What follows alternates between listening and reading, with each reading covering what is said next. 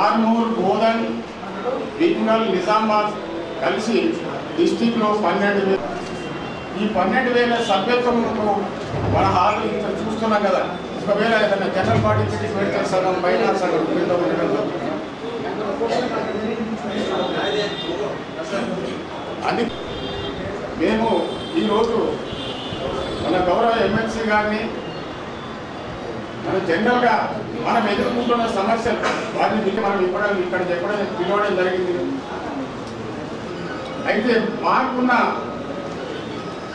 Retire అయినట్టేనే మేము ఇంతకుముందు 58 సంవత్సరాలకి రిటైర్ కావడం జరిగింది. రిటైర్ అయిన 12,000 మంది 61 సంవత్సరాలు దాటిన వారు మాత్రమే ఉంటుంది. 61 సంవత్సరాల నుంచి ఇప్పుడు మా దగ్గర మా పెన్షనర్స్ బిల్డింగ్లో రెగ్యులర్గా ఒక ఉదాహరణకు అక్కడ ప్రతాప్ రెడ్డి గారు 85 years, ఇక్కడ రాజారాం గారు 85 years. వీళ్ళు ఈ association to the welfare of government retire employees ఏ సమస్యలు ఉన్నా మేము పరిష్కారం చేయడానికి ఈ సంఘాన్ని ఏర్పాటు చేసుకోవడం జరిగింది. కానీ గత ప్రభుత్వము మా సమస్యలను అసలు ఏ కోశాన పట్టించుకోలేదు. వచ్చిన ఇమ్మీడియట్గానే కలవటానికి అవకాశము, రిప్రజెంటేషన్ ఇవ్వడానికి అవసరం. ఎస్టర్డే అందరి ప్రభుత్వ ఎంప్లాయీస్, రిటైర్ ఎంప్లాయీస్ అందరితో సమావేశం ఏర్పాటు చేసి వారి వారి సమస్యలన్నీ కూడా రేపు జరిగే క్యాబినెట్లో చర్చించాలని ఆహ్వానం చేయడం అనేది చాలా గర్వకారణం. వారికి ఈ సభాముఖంగా మా జిల్లా నిజామాబాద్ పక్షాన మా ఇప్పటి గమనించాలి ప్రభుత్వం.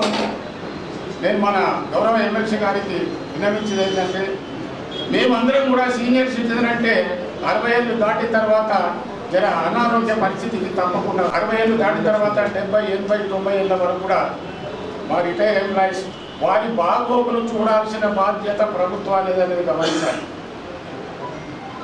మేము ఒక్కొక్కరు 30 సంవత్సరాల నుంచి 40 సంవత్సరాలు ప్రభుత్వ కార్యక్రమాలు, డెవలప్మెంట్ కార్యక్రమాలు సక్సెస్ఫుల్ చేయడానికి కష్టపడి పని చేసి రిటైర్ అయిన తర్వాత మా పరిస్థితిని, మా ఆరోగ్య పరిస్థితిని గమనించాల్సింది ప్రభుత్వం. నేను గంటాపదంగా చెప్తున్నాను, ఇది ప్రభుత్వం గమనించాలి. మా హెల్త్ కార్డులో క్యాష్లెస్ ట్రీట్మెంట్ ఇవ్వడానికి ప్రభుత్వ చర్య తీసుకొని ఇమ్మీడియట్గా రేపు ఏర్పాటు చేసిన క్యాబినెట్లో ప్రకటిస్తారని నేను ఆశిస్తున్నాను. ఇంకొకటి, మేము గత ప్రభుత్వంలో 2019 మాత్రమే ఆఖరికి ఫస్ట్ నాడు పెన్షన్ కానీ సాలరీ కానీ తీసుకోవడం జరిగింది. 19 నుంచి కూడా ఇంతవరకు ఎవరు కూడా ఫస్ట్ పెన్షన్ తీసుకోలేదు. 10, 15, 20 తారీఖు కూడా అన్ని జిల్లాలకు పెన్షన్ ఇవ్వడం, శాలరీ ఇవ్వడం జరిగింది. ఈ ప్రభుత్వం వచ్చిన తర్వాత లాస్ట్ మంత్ ఫస్ట్కే మనం శాలరీ తీసుకోవడం జరిగింది. అది కంటిన్యూ చేస్తానని కూడా ముఖ్యమంత్రి గారు అభయం ఇవ్వడం జరిగింది. వారికి నేను ఈ లాస్ట్ మంత్ ఫస్ట్కి ఇచ్చినందుకు వారికి ప్రత్యేకంగా నేను అభినందన తెలియజేస్తున్నాను. నిన్న జరిగిన సమావేశంలో ముఖ్యమంత్రి గారు ప్రకటించారు, మీ సమస్యలన్నీ కూడా నాకు తెలుసు, మీ డిఎల్ పెండింగ్ ఉన్నాయి నాకు తెలుసు, మీ 370 జీవో గురించి నాకు తెలుసు, మన డిమాండ్స్ అన్ని కూడా తెలిసిన వ్యక్తి మన ముఖ్యమంత్రి గారు. యూనియన్ ఉండాలన్నమాట. ఇక్కడ ఆ ఇంతకుముందు గత ప్రభుత్వం ఉన్న యూనియన్లన్నీ ఎప్పుడు తీసేయాలని చూశారు. యూనియన్లు ఉండాలి, మీరు మీ యూనియన్ గురించి, డిమాండ్ల గురించి మీరు కష్టపడాలి, కొట్లాడాలి, మేము పరిష్కారం చేస్తామని కూడా నిన్న సమావేశంలో ఇంకా పర్వాలేదు. అందుకే ఇప్పుడు మనం పెద్ద సమస్యల గురించి చర్చించాల్సిన అవసరం లేదు. మనము ఒకటే, నిజామాబాద్ జిల్లాలో నేను గౌరవ ఎమ్మెల్సీ గారికి కోరడం ఏంటంటే, సార్ మాది ఒక చిన్న రిక్వెస్టు, మాకు ఇక్కడ 12,000 రిటైర్ ఎంప్లాయీస్ ఉన్న మా నిజామాబాద్ జిల్లాలో ఈ బిల్డింగ్ అనేది ఇది గత ప్రభుత్వం, కాంగ్రెస్ ప్రభుత్వమే ఇచ్చిన బిల్డింగ్. ఇది కాంగ్రెస్ ప్రభుత్వం అప్పుడే మేము ప్లాట్ అలాట్మెంట్ చేసుకోవడం జరిగింది. ఈ బిల్డింగు గత ఎంపీ గారు మధుయాసి గారు 5 లక్షలు ఇచ్చారు, డిఎస్ శ్రీనివాస్ గారు 3 లక్షలు ఇచ్చారు, కలెక్టర్ గారు 3 లక్షలు ఇచ్చారు. అప్పటి ప్రభుత్వంలో ఉన్న ఎమ్మెల్సీలు గారు 2 లక్షలు ఇచ్చారు. వాళ్ళందరూ కలిసి 10-12 లక్షలు ఇస్తే మేము 20-25 లక్షల మా కంట్రిబ్యూషన్తో మేము ఈ బిల్డింగ్ కట్టుకోవడం జరిగింది. నేను ఇప్పుడు మన ఎమ్మెల్సీ గారిని కోరడం ఏంటంటే, ఎందుకంటే ప్రభుత్వమే వారిది, మనకు ఎమ్మెల్సీ గారే ప్రభుత్వం. వారు అనుకున్నది ఎట్టి పరిస్థితుల్లో సాధ్యమయ్యేది అవుతుందని మనం భావిస్తూ, మాకు ఏం లేదు సార్, మా ఒక రిక్వెస్ట్, మా రైట్ సైడ్ ఓపెన్ ప్లేస్ ఉన్నది, అది మాకు మా పార్కింగ్ మీటింగ్ హాల్కు పార్కింగ్కు ఒకవేళ అది అలాట్మెంట్కు చేసినట్టయితే మేము చాలా కృతజ్ఞతమై ఉంటాము అని మీరు సభాముఖంగా చెప్తున్నాను. ఇదే కాకుండా ఒకటి గమనించాల్సింది ఏంటంటే, ఇక్కడ మనం 12,000 రిటైర్ ఎంప్లాయీస్ పెన్షనర్స్ ఉన్నాము. వాళ్ళ ఫ్యామిలీ పెన్షనర్స్ కలిపి 20,000 పెన్షనర్స్ ఉంటాము. వర్కింగ్ ఎంప్లాయీస్ ఒక 10,000, వాళ్ళ ఫ్యామిలీస్ కలిసి వాళ్ళు ఒక 20,000 ఉంటారు. జర్నలిస్ట్ వాళ్ళు కలిసి 4-5,000, వాళ్ళు కలిసి 7,000 ఉంటారు. Kamareddy pensioners, Kamareddy working employees వాళ్ళు జర్నలిస్ట్ కలిసి వాళ్ళకు 20,000 ఉంటారు. 60,000-70,000 వేలకు మనకు ఒక వెల్నెస్ సెంటర్ ఉంది ఇక్కడ. ఆ వెల్నెస్ సెంటరు దుస్థితి ఏంటంటే, గత ప్రభుత్వం ఇక్కడ రెవెన్యూ గెస్ట్ హౌస్లో ఉన్న వెల్నెస్ సెంటర్ను తీసుకపోయి గవర్నమెంట్ హాస్పిటల్ 4th ఫ్లోర్లో పెట్టడం జరిగింది.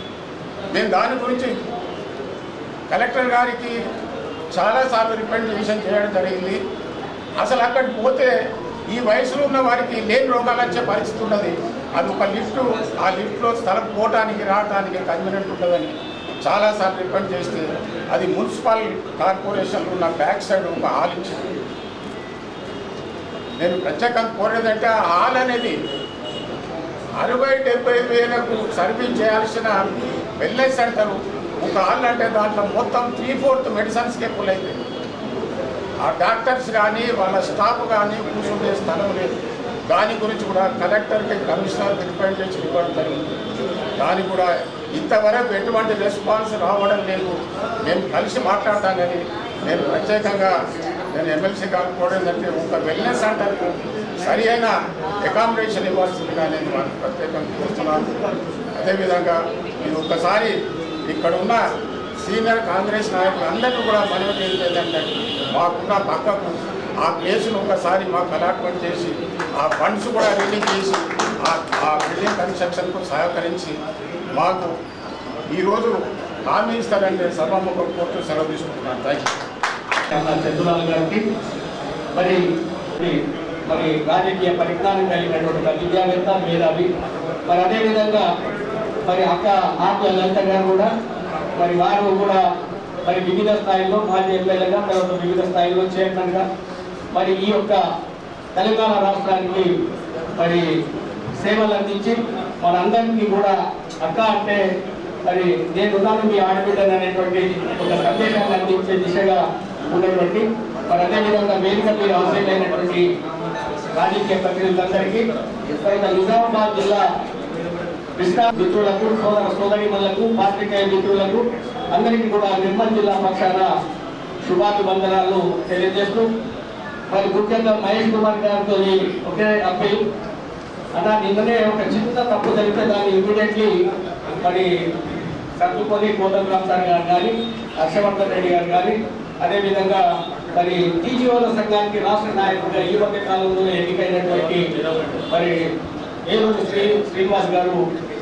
దాదాపు ఎందుకు మరి మర్చిపోయినట్టు జరిగినట్టు NCHRDలో జరిగినటువంటి సమావేశానికి, ఎందుకంటే పెద్ద మనుషులు చాలా అలసిపోయి ఉంటారేమో మరి పాపం రిటైర్ అయిన తర్వాత వాళ్ళకి రెస్ట్ ఇద్దామనే ఉద్దేశంతో నిన్న పిలవకపోయినటువంటి సందర్భం ఏర్పడిన తర్వాత మరి మాకు ఆ సమాచారం తెలవగానే వెంటనే కోదండరామ్ సార్తో కానీ, హర్షవర్ధన్ రెడ్డితో కానీ, మరి అదేవిధంగా శ్రీనివాస్తో మాట్లాడిన తర్వాత గౌరవ మంత్రివర్యులు దుద్దుల శ్రీధర్ బాబు గారు దృష్టికి తీసుకురాగానే రాత్రి 11:45 నిమిషాలకు మా రాష్ట్ర నాయకత్వానికి అటు లక్ష్మయ్య గారికి అయితే ఏమిటి, ఇటు మరి దామోదర్ రెడ్డి గారికి, చంద్రశేఖర్ గారికి మెసేజ్ ఇచ్చిన తర్వాత నేను అక్కడ కలవడం జరిగింది. ముఖ్యంగా నా ఒకే విషయం ఏంటంటే, ఈ రాష్ట్రంలో ఉన్నటువంటి 3 లక్షల మంది మరి పెన్షనర్లు ఏమనుకున్నారో, మేము ఎప్పుడూ ఏ మాట మీద ఉన్నా కానీ ఈ రాష్ట్రంలో ఉన్న బడి చౌడీలో ఉన్న సంఘానికి దాదాపు 2,46,50,000 సభ్యత్వం కలిగి 132 ప్రాంతాల్లో మాకు సొంత సంఘ భవనాలు కలిగినటువంటి ఏకైక అతిపెద్ద సంఘం రాష్ట్రంలోనే ఉంది అంటే అది తెలంగాణ విశ్రాంత ఉద్యోగుల సంఘం బడి చోటి సంఘం అనేటువంటి విషయాన్ని ఒక్కసారి అమలు ద్వారా ప్రభుత్వానికి గౌరవ ముఖ్యమంత్రి గారి దృష్టికి తీసుకుపోవాల్సినటువంటి అవసరం ఎంతైనా ఉంది. మరి గతంలో దమ్ము ధైర్యంతో ప్రభుత్వాన్ని దింపుతాం, కాంగ్రెస్ ప్రభుత్వాన్ని సపోర్ట్ చేస్తామని మరి ఏదైనా స్టేట్మెంట్ ఇచ్చినటువంటి సంఘం ఏదైతే ఉందంటే అది విశ్రాంత ఉద్యోగుల ఈ సందర్భంగా తెలియజేస్తూ మాకున్నటువంటి సమస్యల పట్ల మరి నాకంటే ముందు మాట్లాడినటువంటి వక్తలందరూ కూడా తెలియజేయడం జరిగింది. భావాన్ని దృష్టిలో పెట్టుకొని దయచేసి మాట్లాడే వాళ్ళు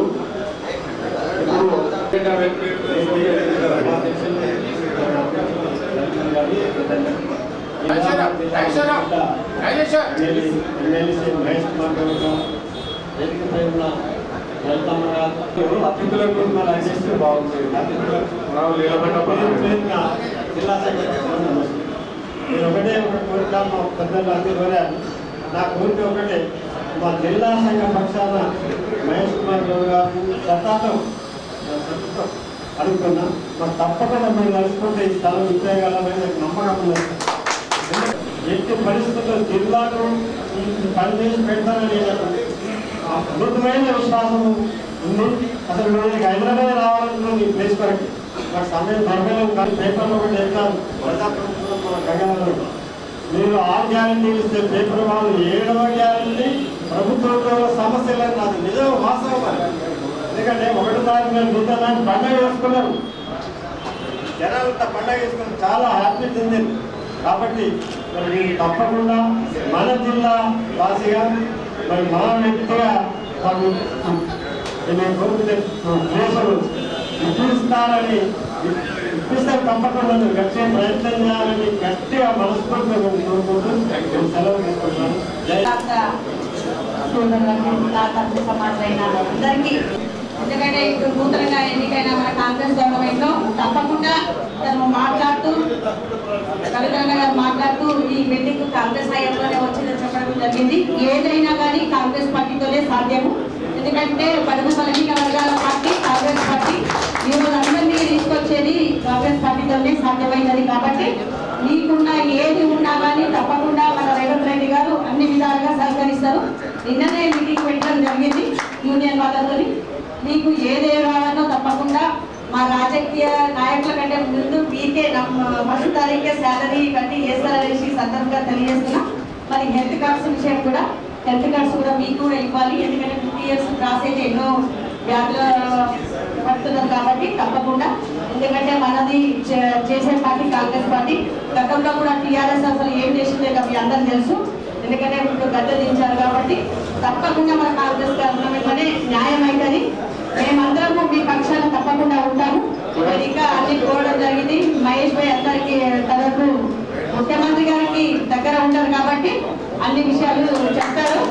అలా మీకు ల్యాండ్ కూడా కావాలని అన్నారు. కానీ ఇంకా దాదాపు 11,000 మంది ఉన్నారు కాబట్టి మీకు అవసరమే.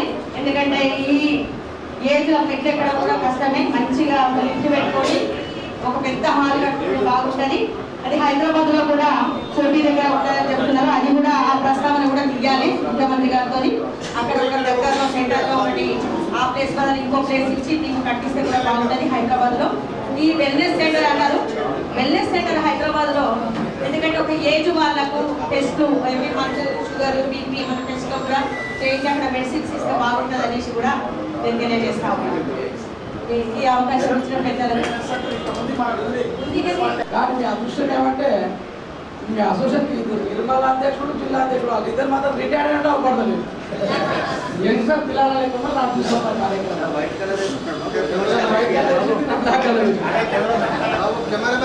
ఏదేమైనా పేరు పేరున నమస్కారాలు తెలియజేస్తూ మీ యొక్క ఆశీస్సులు కోరుతూ నేను ఈ జిల్లాకు నిజామాబాద్ జిల్లా ఉమ్మడి జిల్లాకు 9 సంవత్సరాలు కాంగ్రెస్ పార్టీ అధ్యక్షుడుగా ఉండి ఆ తరుణంలో ఎక్కడైనా కలెక్టర్ గారితో ఎంప్లాయీస్కు సయ్యద్ చెప్తున్నప్పుడు కానివ్వండి, ఎన్జిఓస్ నాయకులతో కలెక్టర్ గారికి అడిషనల్ కలెక్టర్ గారికో లేదా జిల్లాకున్న ఎస్పీ గారితో సమస్యలు అయితే ముందు తలదూర్చి వారిని సమస్యలు సెటిల్ చేయడానికి ముందు ఉండి రోడ్డు పోయించిన బాధ్యతగా మేము వివరించాం.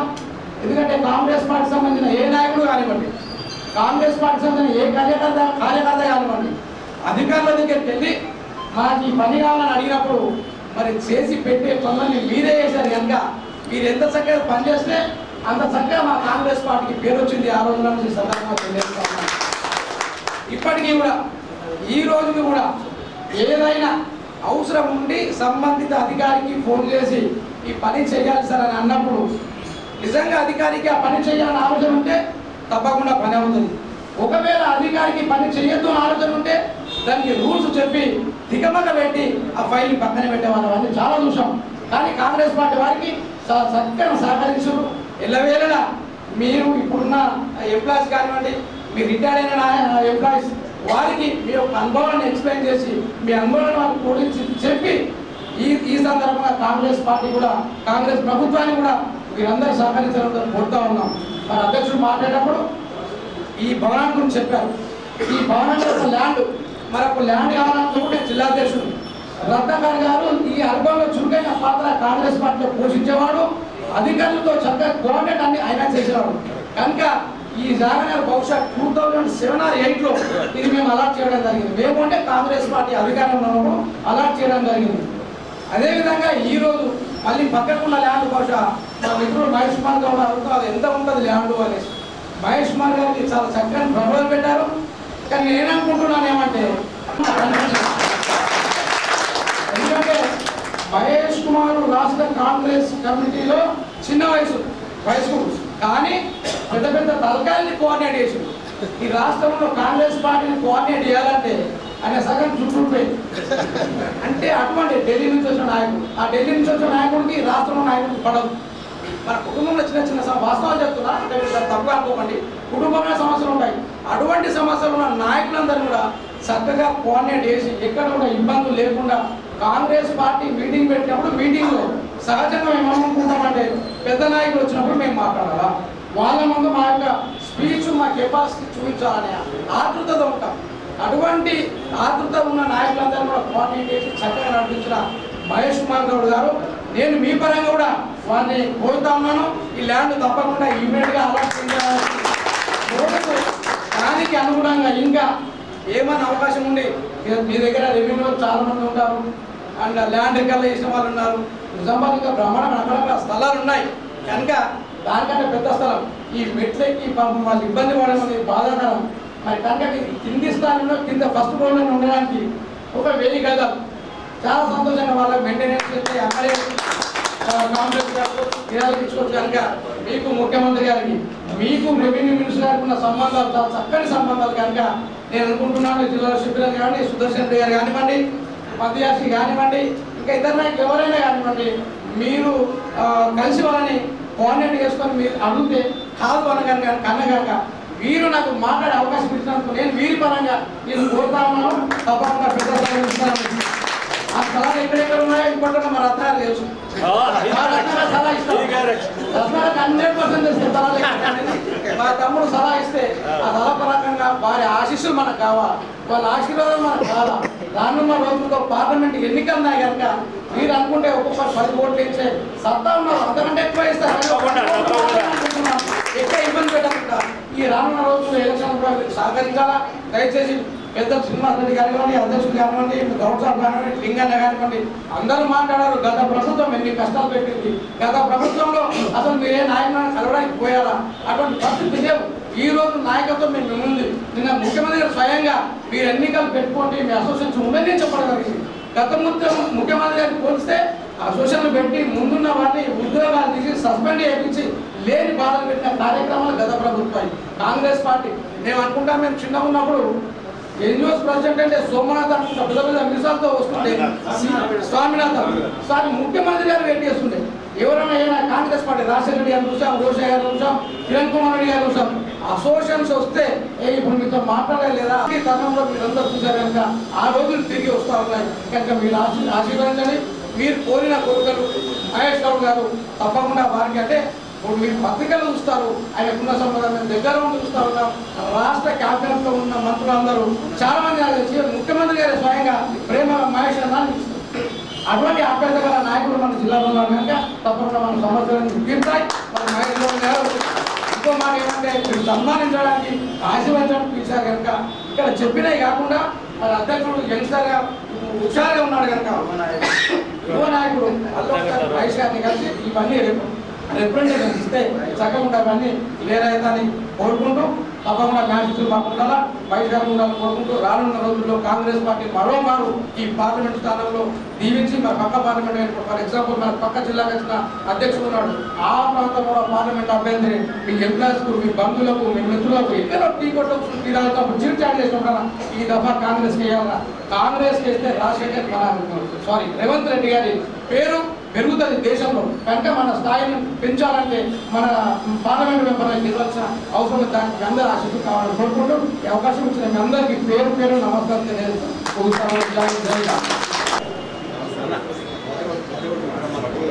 స్వాగతం.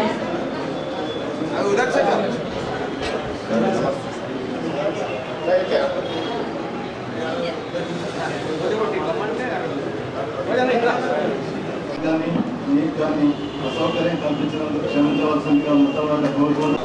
అయితే ఇక్కడ ఉన్నటువంటి రిటైర్డ్ ఎంప్లాయీస్ యూనియన్ అధ్యక్షులు మాకు ఒక 30 సంవత్సరాల నుంచి రవీందర్ గారు వారి కార్యవర్గ సభ్యులు మా సింగన్న ఇక్కడ ఉన్నాము. వారితో పాటు మన అందరి వాడు కుగ్రామంలో ఎక్కడైతే రెవెన్యూ రికార్డులో దీపం లేనటువంటి గ్రామంలో పుట్టినటువంటి వ్యక్తి చిరాకు లేదంటారు. గుర్తులో చాలా మంది ఇక్కడ మా రాజారాం పెద్ద ఉన్నాడు. అన్నిటికన్నా ఇక్కడ ఈ అంశం ఎందుకు ఉటకిస్తున్నారంటే దీపం లేని గ్రామంలో పుట్టి కాంగ్రెస్ పార్టీ ద్వారా ఈరోజు రాష్ట్రంలో మన సమస్యల పట్ల ప్రజల సమస్యల పట్ల ఒక దీపంలా వెలిగే ఎమ్మెల్సీ మహేష్ కుమార్ గౌడ్ గారికి, అదేవిధంగా సోదరిమణి ఆకుల లలిత గారికి రైతు సమస్యల పట్ల ఎప్పుడు కూడా రైతాంగంలో ఉంటూ ఆ సమస్యల పరిష్కారానికి ఈరోజు ప్రయత్నం చేస్తున్నటువంటి మా సోదరుడు రాష్ట్ర కిసాన్ కాంగ్రెస్ అధ్యక్షుడు అన్వేష్ రెడ్డి గారికి నేను చెప్పవలసిన అవసరం లేదు. నా కొడుకు చిచ్చా అంటున్నాను. పట్టణాధ్యక్షుడు కేశవరావు గారు, మా తమ్ముడు రత్నాకర్ గారు డేట్ చేసి మేము చేయగలుగుతామా లేదా అనే అంశాన్ని మీ దృష్టిలో పెడుతూ మీ సమస్యల పట్ల ఎప్పుడు కూడా మీతో పోరాడడానికి సిద్ధంగా ఉంటాం. ప్రభుత్వంలో ఉన్నాం, ప్రతిపక్షంలో ఉన్నాం. ఈ మాట చెప్తూ మీరు ఈ ల్యాండ్ విషయం అడిగారు. నేను వేరుగా చెప్పవలసినటువంటి అవసరం లేదు. ముఖ్యమంత్రి గారికి అతిసారి నేర్చుకుంటున్నాం. మా తమ్ముడు మా పెద్దలు సుదర్శన్ రెడ్డి గారు, షబ్బీర్ భాయ్ గారు, భూపతి రెడ్డి గారు మాకు ఈరోజు ఉన్నారు. అదృష్టం కొద్దీ నాకు ఉర్దూ అకాడమీ చైర్మన్గా ఈరోజు అవకాశం కల్పించుకుంది. నేను కూడా వారితో పాటు వాళ్ళు నలుగురు అయితే నేను 5వ మనిషిగా ఈ సమస్యను ప్రభుత్వ దృష్టికి, ఎందుకంటే రేవంత్ రెడ్డి గారు నాకనేక మీరు అవగాహన ఉంది ప్రభుత్వ ఉద్యోగుల పట్ల, ప్రభుత్వ ఉద్యోగుల సమస్యల పట్ల, రిటైర్డ్ ఎంప్లాయీస్ పట్ల ఈరోజు ఆయన తీసుకుంటున్నటువంటి నిర్ణయాలు నేను వేరుగా చెప్పవలసినటువంటి అవసరం లేదు. అయినా మా బాధ్యతగా మేము తప్పకుండా ఈ ల్యాండ్ విషయమే కాదు, ఇక్కడ మీరందరూ మీ ఇందులో ఉన్నటువంటి వాళ్ళు నాకు కొంతమంది క్లాస్మేట్లు, కొంతమంది సీనియర్స్, కొంతమంది స్నేహితులు ఈ రిటైర్డ్ ఎంప్లాయీస్లో కూడా ఉన్నారు. మా పెద్ద రాజారాం గారు అయితే మాకు ఓనవాళ్ళు నేర్పినటువంటి వ్యక్తి రాజకీయాల్లో. ఆయన ఎంప్లాయీగా ఉంటూ కూడా ఆ రోజు రాజకీయాల్లో మాకు ముందుకు పంపించినటువంటి వ్యక్తి. నా క్లాస్మేట్ లింగయ్య ఉన్నాడు. అక్కడ అనేక మంది మిత్రులు ఉన్నారు. కాబట్టి వేరే విషయాల్లో పోకుండా సమస్యలు రవీంద్రన్న ఏం చెప్పినా, ఇప్పుడు మహేష్ గారు దానికి సమాధానం ఇచ్చినా బాధ్యతగా మాత్రం మహేష్ గారిని మాత్రం వదిలిపెట్టాం. సుదర్శన్ రెడ్డి గారిని కూడా వదిలిపెట్టాం. రెడ్డి గారిని వదిలిపెట్టాం. డాక్టర్ భూపతి రెడ్డి గారితో ఇప్పుడే మాట్లాడి నేను వచ్చేటప్పుడు ఆయన ఏదో సెక్రటరియట్లో మీటింగ్ పెట్టుకున్నాడు. వచ్చేది ఉండే బాగుంటుండే ఇక్కడ ఉన్నారే మాట్లాడి నేనే ఇన్వైట్ చేసిన మీకు చెప్తున్నాను. అయితే ఆయన నేను హైదరాబాద్లో ఉన్నాను, నేను రాలేకపోతున్నాను మాట. దానికి తోడు సోదరిమని కూడా లలిత కూడా అప్పుడప్పుడు మా వెంబట ఈ కార్యక్రమాల్లో ఉంటుంది. కాబట్టి ముఖ్యమంత్రి గారి దృష్టికి మీకు ఏ సమస్య ఉన్నా తీసుకొస్తాం. దయచేసి ఒకసారి కాకుంటే ఇంకోసారి మా మీద మీరు ఎదురుదాడి చేయకుండా జ్ఞాపకం చేయవలసినటువంటి బాధ్యత మీ అందరి మీద ఉంది. చేయవలసినటువంటి బాధ్యత మా ప్రభుత్వంలో ఉన్నటువంటి పెద్దలు అందరికీ ఉన్నటువంటి మాట తెలియజేస్తూ ఈ సమస్యతో పాటు ఈ జిల్లాలో ఎందుకంటే ప్రభుత్వం 5-6 గ్యారంటీలతో పోతుంది. ఈరోజు 5 గ్యారంటీలు అయిపోయింది. నేను మహేష్ కుమార్ గౌడ్ గారికి మొన్న ముఖ్యమంత్రి గారు school education, college education building inaugurations Hyderabad నుంచి వీడియో కాన్ఫరెన్స్ ద్వారా చేసింది. అందులో మాకు ఆహ్వానం ఉంటే మేము రంజన్ స్కూల్లో కూర్చున్నాం. నిజామాబాద్ జిల్లాను విద్యా హబ్గా చేయడానికి ముఖ్యమంత్రి గారి సూచన మేరకు ఈ జిల్లాలో నిజామాబాద్ 15-20 కిలోమీటర్ల దూరంలో 20-25 ఎకరాల ల్యాండ్ అవసరం ఉందనేటువంటి మాట ఆ రోజు నేను ఆ స్పీచ్లో కలెక్టర్ గారు ఉన్నారు, సుదర్శన్ రెడ్డి గారు ఉన్నారు, ముఖ్యమంత్రి వినేటట్టు ఆ మాట చెప్తాను. అయితే సుదర్శన్ రెడ్డి గారు వెంటనే ఎకరాల భూమి ఇస్తే నిజామాబాద్ జిల్లాలో మెడికల్ కాలేజ్ ఉంది, యూనివర్సిటీ ఉంది, విద్యా హబ్గా ఈ ప్రాంతాన్ని చేస్తే ఇంకా అభివృద్ధి జరుగుతుందనేటువంటి మాట కలెక్టర్ గారికి సూచించారు. ఎందుకంటే రిటైర్డ్ ఎంప్లాయీస్ సభలో నేను ఈ మాట ఎందుకు చెప్తున్నా అంటే మీకు కూడా పూర్తి అవగాహన ఉంటుంది. రెవెన్యూ రికార్డ్స్ లో ఆ భూమి ఎక్కడ ఉంది, ఏ కథ ప్రభుత్వ భూమి అనేటువంటి విషయాలు దయచేసి ఆ సూచన కూడా మేము రిటైర్ అయినామనేటువంటి మాట కాకుండా ప్రభుత్వం దృష్టికి తీసుకొచ్చేటటువంటి విషయాల్లో మీరు కూడా సహకరించవలసిందిగా మిమ్మల్ని కోరుకుంటూ మీకు నమస్కారం చేస్తూ సెలవు తీసుకుంటున్నాను. జై హింద్.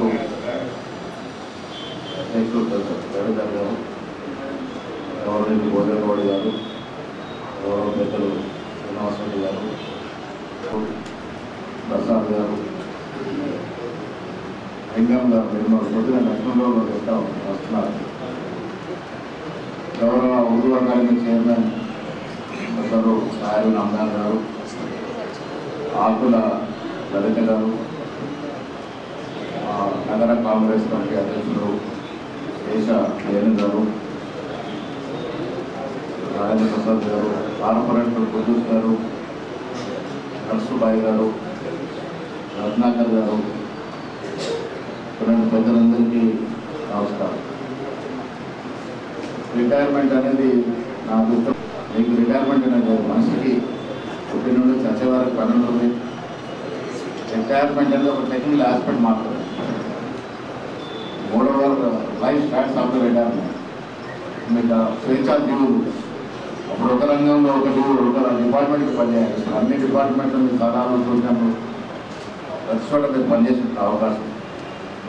నిజామాబాద్ జిల్లాలో పెద్దలు చెప్పినట్టుగా 15,000 పైగా రాష్ట్రంలో 3 లక్షల మంది పైగా రిటైర్డ్ ఎంప్లాయీస్ ఉన్నారు. వీరందరూ కూడా రిటైర్మెంట్ అనే భావన పక్కన పెట్టి ఈ రాష్ట్ర నిర్మాణంలో భాగస్వాములు కావాలి. ఇవాళ ఈ రాష్ట్రంలో ప్రజాస్వామ్యాన్ని పరిపూర్ణంగా నమ్ముకున్నట్టు ప్రభుత్వం ఏర్పడింది. రాజకీయ విమర్శ చేయగానే గత ప్రభుత్వం చూశారు. 9 ఏళ్ళు కేసీఆర్ని ఒక ఉద్యమాయకుడుగా మేము కూడా అభిమానించాం. ఉద్యమాన్ని ముందుకు నడిపించినాడు. తెలంగాణ సాధనలో ఆనాడు సోనియా గాంధీ గారు గొప్ప మనసు చేసుకుని ఒక గాలి మాత్రాలుగా తెలంగాణ ఇస్తే అది రావాల్సిన ఆవశ్యకత గుర్తించినటువంటి వ్యక్తిగా కేసీఆర్ని అభిమానించాం. కానీ తీరా ప్రభుత్వం వచ్చిన తర్వాత ఆయన వ్యవహారం, ఆయన తీరు, ఆయన పాలన నిజంగా కూడా గత పాలకులు అంటే మధ్యలో రాజపాలకులు ఉండేవారు. వాళ్ళని మించిపోయినటువంటి పాలన చూసాం.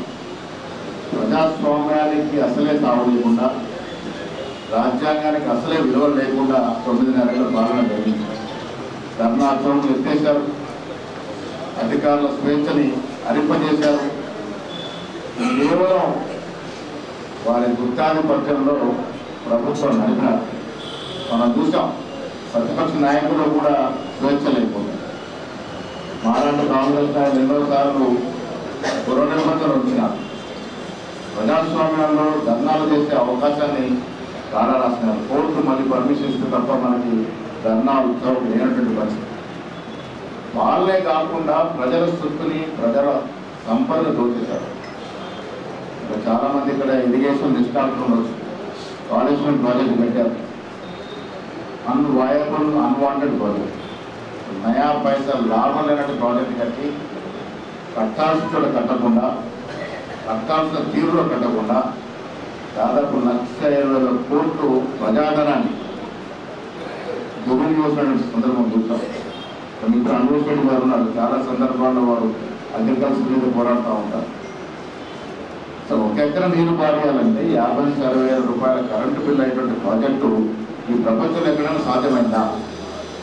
అసలు 9 గంటల వద్ద కట్టకుండా కార్యక్రమం తీసుకెళ్ళి ప్రాజెక్టు పొడిగించి వ్యాన్ని పెంచి కమిషన్ల ద్వారా 1000 రూపాయలు తిన్నారు. అంత చరిత్ర తెలిసిన కేసీఆర్ ఈ చరిత్రలో దోషిగా నిలిపోతాను, తెలంగాణ చరిత్ర ఉన్నంత వరకు నేను ఒక దోషిగా ఉండిపోతాననే భయం ఎందుకు లేకుండా పోయిందో, అంత ప్రజాధనాన్ని ఎందుకు దుర్వినియోగం చేశారో అర్థం కాని పరిస్థితి. ఇవాళ 9 ఏళ్ల తర్వాత ఒక 3 మాసాల క్రితం నిజంగా కూడా మేము అధికారంలోకి వస్తామని సందేహం ఉన్నటువంటి పరిస్థితులు. 40 సీట్లు వస్తే ఒక గట్టి ప్రతిపక్షాన్ని ఇవ్వగలుగుతామని అనుకున్నాం మేము. కానీ మీ ఆశీస్సులు, మీ ఆలోచన మార్పిడి, ప్రజల యొక్క ఆలోచన మార్పిడి వల్ల తారుమారై అసలు కేసీఆర్ఏ మళ్ళీ వస్తారని మీలాంటి వాళ్ళు చాలామంది భయపడి అసలు ఓటేయడానికి భయపడు ఆడినటువంటి పరిస్థితి నుంచి దర్జాగా ప్రజాస్వామ్య ప్రభుత్వాన్ని ఏర్పడుతున్న స్థాయికి మనం చేరుకున్నాం. ప్రజలే దేవుడు, ఓటరు నాడి ప్రజల యొక్క మనోబలం పసిగట్టలేదు. ప్రజలు కావాలనుకున్న వాడిని పెంచుతారు, వద్దనుకున్నాడు నేల కొట్టుకుంటారు. అలాంటి సందర్భాలు చాలా చూసాం. కేసీఆర్ దాంట్లో నిజంగా కూడా కోరుకున్న తెలంగాణ, ప్రజలు కోరుకున్న తెలంగాణ, ప్రజల ఆకాంక్షలకు అనుగుణంగా తెలంగాణ నడవలేదు. 9 ఏళ్ళు విచ్చలవిడి దుబారా, అవసరం లేని చోట ఖర్చు, ప్రజల సొత్తుకు విలువలు లేవు, అధికారులకు విలువలు లేవు. వాళ్ళ కాళ్ళకు మడుగులు ఉత్తినట్టు కాళ్ళు ఉత్తినటువంటి అధికారులకు అందలు ఎక్కించినారు. నిజాయితీ గల అధికారులకి తొట్టుపెట్టినారు. యథేచ్ఛగా ఒక రాజపాలన జరిగింది. మీ అందరి పుణ్యం ఇలా నిజమైనటువంటి ప్రజాస్వామ్యం నమ్ముకున్నటువంటి పార్టీ కాంగ్రెస్ పార్టీ అధికారంలోకి వచ్చింది. రేవంత్ రెడ్డి గారి దేవం పరిపూర్ణమైన ప్రజాస్వామ్య పాలన అందించాలి, రాజ్యాంగ విలువల్ని కాపాడాలి. అందుకే నేను మీటింగ్ చెప్పినారు, మీకు తోపు లేదంటే అది కోదండరామ్ గారు చెప్పినారు, మీరే పిలవమని. నేను కూడా నేను పోలేజ్ పడిన మీటింగ్ కోదండరామ్ గారు పిలిచినట్టు మీటింగ్ అది. ఆయన చెప్పారు అందరినీ పిలవండి సంఘాలను. ఇప్పటికీ 4-5 సార్లు చెప్పినారు రేవంత్ రెడ్డి గారు యూనియన్గా పునరుద్ధరణ చేయాలంటున్నారు. కారణం ఏంటంటే ప్రజాస్వామ్యంలో పాలకులకు అన్ని తెలియదు, తెలియజెప్పాల్సిన ఫోరాలు యూనియన్స్. ఆ యూనియన్స్ ఉంటేనే మాకు కూడా తెలుస్తుంది కింద జరిగేటువంటి స్థితిగతులు, వాస్తవాలు కానీ తప్పిదాలు కానీ. అలాంటి యూనియన్ లేకుండా చేసింది గత ప్రభుత్వం. ఇప్పుడు యూనియన్ రావాలంటున్నాడు రేవంత్ రెడ్డి గారు. ఎందుకు రావాలంటున్నాడు? ప్రజాస్వామ్య నమ్మకం ఉంది కాబట్టి, ఆ ప్రజాస్వామ్య పాలన జరగాలి కాబట్టి. ప్రజల ఆస్తులు ప్రజలకు చెందాలి. పక్కన ఆస్తి అడిగారు, నేను ఇంకా కలెక్టర్ గారితో మాట్లాడతాను. కలెక్టర్లు అధికారులు ఉంటే రేపు మీరు అప్లికేషన్ ఇప్పిస్తాం. ఎందుకంటే ఇది ప్రజల ఆస్తి, ప్రజల కోసం ఉపయోగపడాలి. ఈ ఆస్తి రేపు మైల్ గడుగు గడుగు వరకు కాదు, మీకు చెందాలి, ప్రజలకు చెందాలి, ప్రజల యొక్క అవసరాలకు చెందాలి. అలాంటి ప్రజా అవసరాలకు ఉపయోగపడే ఆస్తులు ఎవరు ఉంటే డెఫినెట్గా ప్రజలకే రావాలి. రేపే కలెక్టర్గా మీరు అప్లికేషన్ ఇవ్వండి. కలెక్టర్ పరిధిలో ఉంటే నేను మా జిల్లా కేంద్ర పెద్దలతో మాట్లాడి ఇప్పటికే ప్రయత్నం చేస్తాం. లేదు అనుకుంటే మీరు ఇదివరకు ఏదైనా ప్లాన్లో అది ఉంటే నాకు కూడా తెలియదు ఇక్కడ ఏం ప్లాన్ జరిగిందని. వేరే దేనికన్నా డిజైన్ చేసి ఉంటే ఇలాంటి ప్లేస్ బయట కూడా ఏదైనా పెద్ద ప్లేస్ ఉంటే అది కూడా ఇచ్చే ప్రయత్నం చేద్దాం. మొత్తానికి సమస్యని పరిష్కారం చేసుకునే అవకాశం పరిశీలిద్దాం. మీకు తండ్రి గారితో మాట్లాడతాము. అలాంటి అవకాశం ఉందంటే మీరు అప్లికేషన్ పెడితే దాన్ని ఇప్పించే ప్రయత్నం చేద్దాం కలెక్టర్ పరిధిలో ఉంటే. లేదు రాష్ట్ర ప్రభుత్వానికి పోవాలంటే రెవెన్యూ మినిస్టర్ గారితో మాట్లాడి కూడా ఇప్పించే ప్రయత్నం చేద్దాం. పెద్దలు శ్రీనివాస్ రెడ్డి గారు బయట సేవలో రాష్ట్ర కార్యదర్శి అడిగినారు. నిజంగా కూడా ఆంధ్ర తెలంగాణ సపోర్ట్ అంతా చాలా బిల్డింగ్లు ఉన్నాయి, దాన్ని కూడా పరిశీలిస్తున్నాను. ఒక బిల్డింగ్ మీకు అలాంటి విధంగా ఉంటే డెఫినెట్గా నేను ముఖ్యమంత్రి గారితో మాట్లాడతాను. అలాంటి అవకాశం అంటూ కూడా చేసుకునే ప్రయత్నం చేద్దాం. బీంగోలో కూడా బ్యాగ్ ఉందని చెప్తున్నారు, మరి ఎంఆర్ఓ ఆఫీస్లో స్థలం ఉందని, అది కూడా కలెక్టర్ గారితో మాట్లాడతాం. అక్కడ అవకాశం ఉంటే కూడా దాన్ని కూడా మీరు పబ్లికేషన్లో అది ఒకసారి కలెక్టర్ గారు ఇవ్వండి, మీరు కలెక్టర్ గారితో మాట్లాడతాం. మీరు వస్తారని మాట కూడా చెప్తాను. వెళ్ళి కలవండి, ఇది 2 అప్లికేషన్లు ఇవ్వండి. ఒకరు సాధ్యమైతే ఇక్కడే పెట్టుకునేటువంటి ప్రయత్నం చేద్దాం. కాకపోతే ఉద్యోగం రిటైర్ అయిన తర్వాత మీకు కావాల్సింది ఆరోగ్యం. 60కి రిటైర్ అవుతారు. రిటైర్మెంట్ తర్వాత మీకు కావాల్సిన 2 అంశాలు, ఒకటి ఆరోగ్యం, ఒకటి కాలక్షేపం. ఆరోగ్యం అనేది మీరు అడిగినట్టుగా వెల్నెస్ సెంటర్ కానీ హెల్త్ కార్డ్స్ కానీ, హెల్త్ కార్డ్స్లో కూడా స్టడీ చేయాలి. మరి హెల్త్ కార్డ్స్లో మీ గతంలో ఏమి 2 సదుపాయాలు ఉన్నాయి.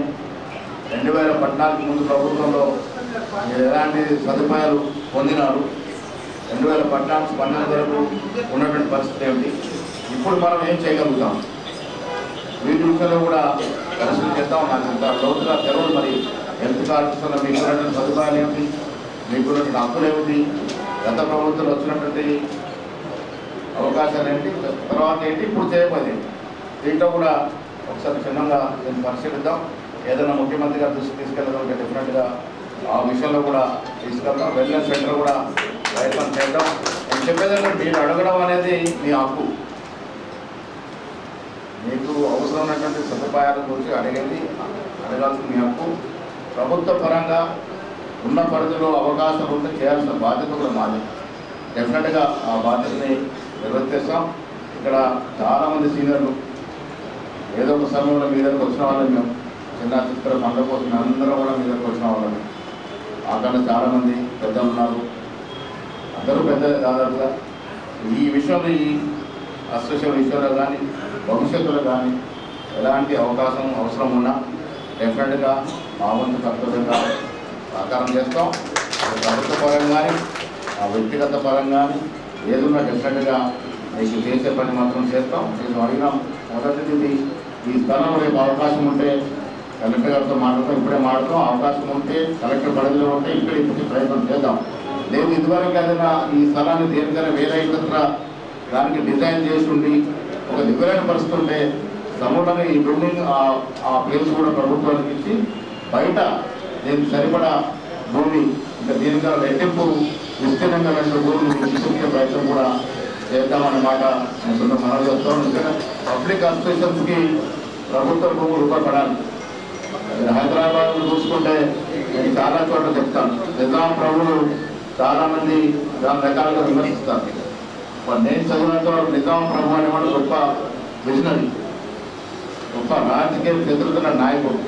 కింది లెవెల్లో తక్కువ జరుగుతుంది కానీ నిజాం ప్రభు ఆనాడు సమైక్య రాష్ట్ర అవసరాల కోసం దాదాపు 3 లక్షల ఎకరాల భూమి ప్రభుత్వ అవసరాల కోసం ఉంచిపోయినాడు. అది నిజంగా కూడా కేసీఆర్ కుటుంబానికి కల్పవృక్షంగా మారింది. హైదరాబాద్ చుట్టూ చాలా విలువైన భూములు వారి సంబంధించిన సంస్థలకి వ్యక్తులకి బలవంతం చేశారు. కోట్ల రూపాయల విలువ, 1 ఎకరం 50 కోట్లు 60 కోట్లు 70 కోట్లు పలికేట భూములు చౌకగా 5 లక్షలకి 20 లక్షల ఎకరం చొప్పున దానికి సంబంధించిన సంస్థలకు ఇచ్చుకున్నారు. ఎక్కడదా ఈ భూమి అంటే నిజాం ప్రభు మన అవసరాల కోసం, మన భవిష్యత్ అవసరాల కోసం ఉంచిపోయినటువంటి భూములు ఇవి. ఈ దేశ చరిత్రలో దూరదృష్టి కలిగిన నాయకులు నా దృష్టిలో ఇద్దరు. ఒకరు నెహ్రూ, నిజంగా కూడా నెహ్రూ విజనరీ కాకపోయి ఉంటాయి, పాలనా దక్షత లేకుండా ఉండుంటే ఈరోజు ఈ దేశం ఇలా ఉండేది కాదు. ముందు సూర్యుడు కూడా థాయిలాండ్ పరిస్థితి నుంచి వాళ్ళ రాకెట్ ప్రవేశించుకొచ్చినామంటే నెహ్రూ యొక్క విజన్, అలాంటి విజన్ నిజాం కూడా ఉండింది. అందుకే ఇంత భూములు ఉంచిపోయినాడు మన భవిష్యత్ తరాల కోసం. 9.5 ఏళ్ళుగా ఆ భూములు విడిగా ఆక్రమణకు గురైనాయి. కాంగ్రెస్ పార్టీ మాత్రం కట్టుబడి ఉంది. 30 గజం భూమిని కూడా ఇతరత్ర వ్యక్తులకి, ప్రైవేట్ వ్యక్తులకు ధరావతం చేయకూడదు, ప్రభుత్వ భూములు కాపాడాలని ఒక నిర్ణయిస్తూ ఉన్నాం. కాబట్టి ఏదైనా భూములు ఉంటే ప్రజా అవసరాల కోసం, సంస్థల అవసరాల కోసం తప్ప వ్యక్తుల అవసరాల కోసం ఉపయోగకూడదన్నది మా ధ్యేయం. ఆ ధ్యేయంలో భాగంగానే మీకు అవసరం భూములు ఇప్పించే ప్రయత్నం చేస్తాం. ఎందుకంటే భవిష్యత్తులో కాంగ్రెస్ పార్టీ గొప్పతనం చాలా మంది మీకు చెప్పాల్సింది కాదు. కాంగ్రెస్ పార్టీ అందరి పార్టీ. కాంగ్రెస్ పార్టీ ఒక మతానికో, ఒక కులానికో, ఒక ప్రాంతానికో పరిమితం కాదు కాదు. అధికారం ఉన్నా లేకున్నా కొన్ని చోట్ల కాంప్రమైజ్ అధికారం వస్తుందని తెలిసినా ఆ కాంప్రమైజ్ వల్ల వచ్చే అధికారం మాకు వద్దని చెప్పినట్టు ఘనత సోనియా గాంధీ, రాహుల్ గాంధీ. ఈ దేశం లౌకికాదుల నిర్మాణమైన దేశం. అన్ని మతాలకి, అన్ని కులాలకి, అన్ని ప్రాంతాలకి సంస్థానం ఇవ్వాలని భావించే పార్టీ కాంగ్రెస్ పార్టీ. ఆ కాంగ్రెస్ పార్టీని దైవలే రాష్ట్రంలో అధికారంలోకి వచ్చింది. కేంద్రంలో కూడా రావాల్సిన అవసరం ఉంది. కేంద్రంలో కూడా రావాల్సిన అవసరం ఉంది. ఎన్నికలు వస్తూ ఉన్నాయి. విజ్ఞులు పెద్దలు ఆలోచించాలి. మతాలు రాజకీయాలకు ముడిపెట్టకూడదు. ఇలా మతాల పైన రాజకీయాలు చేస్తూ ఉంటారు. నేను కూడా పొద్దున్న లేవగానే మా నాన్నగారు మా ఊళ్ళో 3 గుళ్ళు కట్టించినాం. నేను మన గుడిలింగాపురం పోతే 95 ఏళ్ళ ధర్మానాయకు చెప్తున్నాడు, ఈ గుడి మీ నాయన కట్టించి నాకు తెలియదు. మన పోయే వరకు కూడా. గుడిలింగాపురంలో అమ్మవారి ఆలయం మా నాన్న కట్టించిన విషయం నాకే తెలియదు, పంతులు గారు చెప్తా ఉంటాను. పూజ ధార్మికంతో పుట్టిన వ్యక్తులు రోజు శోభ చేసుకుంటాను నేను. దేవుడి పేరు ఓట్లు అడిగే సంస్కృతి మనకు కాదు. దేవుడు వేరు, రాజకీయం వేరు, విడివిడిగా చూడాల్సింది నేను కోరుతా ఉన్నాను. రాజకీయాల్లోకి వచ్చినప్పుడు మీరు ఇచ్చేటువంటి వార్తలను ఓట్లు అడగండి. మీరు 10 ఏళ్ళ అధికారులు ఉన్నారు, చేసిన పని మీద ఓట్లు అడగండి.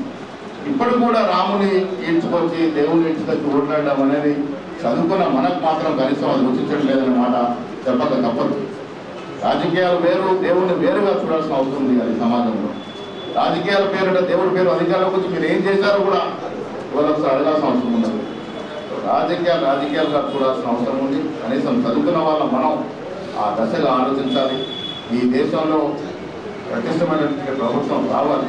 ఆ దశగా మీ సహకారం కూడా భవిష్యత్తులో ఉండాలనే మాట ఈ సందర్భాన్ని మనవి చేస్తూ, చదువుకున్న వారు అపారంగా అనుభవం గడిచి రిటైర్ అయిన వారు మాలాంటి తరానికి, మాకన్నా ఇంకా వెనుకొచ్చే తరానికి హితబోధ చేయాల్సిందిగా మీ అందరినీ కోరుకుంటూ, మీ ఆశీర్వాదం ఎప్పుడు మాకు ఉండాలనే మాట మేము వినవించుకుంటూ సెలవు తీసుకుంటా ఉన్నాను.